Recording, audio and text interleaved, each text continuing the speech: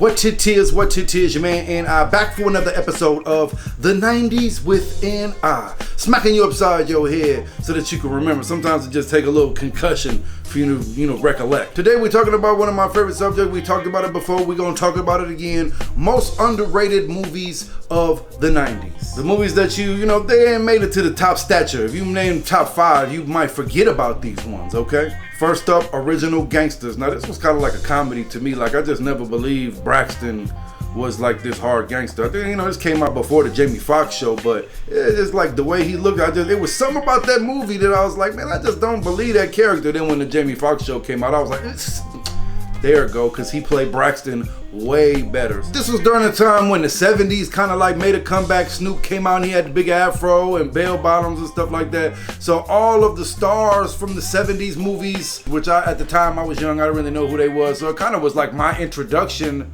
to the old head stars from the 70s. Fred Williamson, Jim Brown was in the movie. Pam Grier, Foxy Brown was in the movie. Ron O'Neal in the movie. Fuck you think you is, man? Motherfucking Ron O'Neal or something? And they had a young Shaheem in the movie. Y'all remember Shaheem? He came out and had his little part. It was like probably his acting debut, even though they killed him early in the movie. I don't mean to give it, if you ain't seen it, I don't mean to give it away.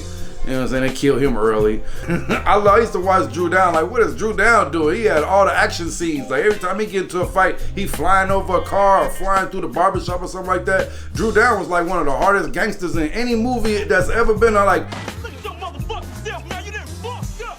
You talking about Nino Brown and all this? No. Maybe I should play for the Bulls, huh, Mr. Buckman?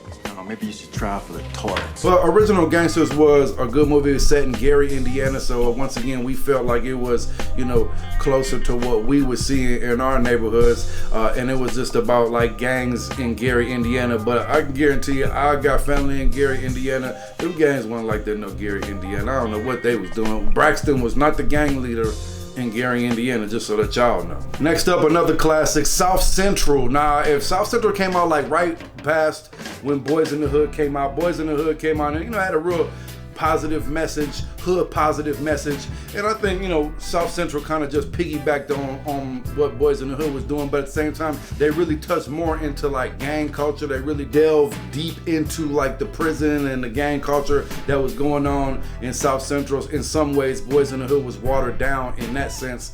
And South Central kind of gave you like a whole nother view of what was going on in South Central at that time.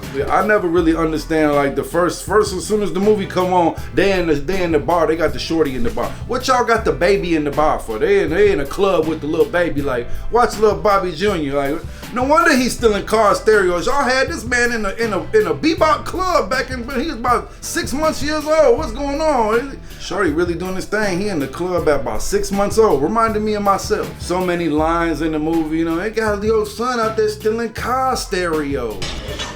Hell, Ray got your boy out there still in stereo. One of the best haircuts in movie history. They had a little man out there with the best little haircut. I remember he used to wear his hat like he had the little baseball cap, and he used to wear the snack back part all real low. Thanks, Ray.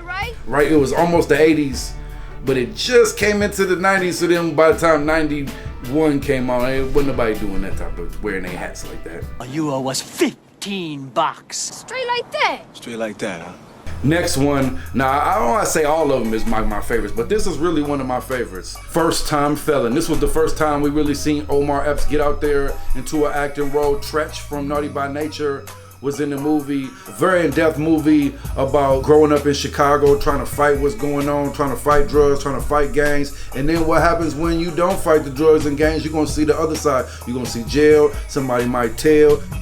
But it's about him going to jail. He ended up getting to a boot camp and the things that he learned in the boot camp. And, but it's very a real movie of, once again, I grew up in the Midwest, Minneapolis, so they was in Chicago. This kind of felt, closer to home other than South Central or Boys in the Hood, which was on the West Coast.